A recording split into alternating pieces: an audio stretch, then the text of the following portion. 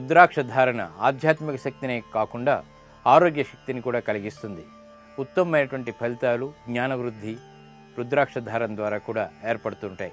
మరి రుద్రాక్షని ధరించే ముందు తీసుకునేటువంటి జాగ్రత్తలు ఏమిటి, రుద్రాక్ష ధారణ ద్వారా ఏర్పడేటువంటి ప్రయోజనాలు ఏమిటో పరిశీలిద్దాం.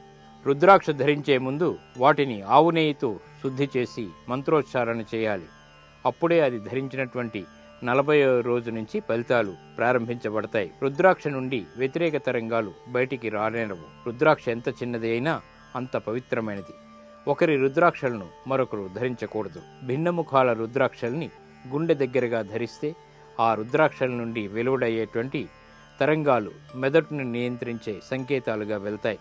మెదడులోని కుడి భాగం ఒక రకమైనటువంటి ఆలోచన విధానాల్ని నియంత్రిస్తే, ఎడమ భాగం విచక్షణతో కూడినటువంటి ఆలోచనల్ని నియంత్రిస్తుంది. ఏ భాగం మీద ప్రభావం అవసరమో అలాంటి రుద్రాక్షని ఎంచుకోవాలి. మనుషుల్లో దాగున్నటువంటి అంతర్గత శక్తుల్ని తట్టి లేపి శరీరంతో ఎంతో చైతన్యవంతంగా పని చేయించగలిగేటువంటి శక్తి రుద్రాక్షకి ఉంది. అందువల్లనే రుద్రాక్షలను ప్రత్యామ్నాయ చికిత్సలతో ఉపయోగిస్తూ ఉంటారు. రుద్రాక్షలు గుండె జబ్బుల చికిత్సకు కూడా బాగా ఉపయోగపడతాయి.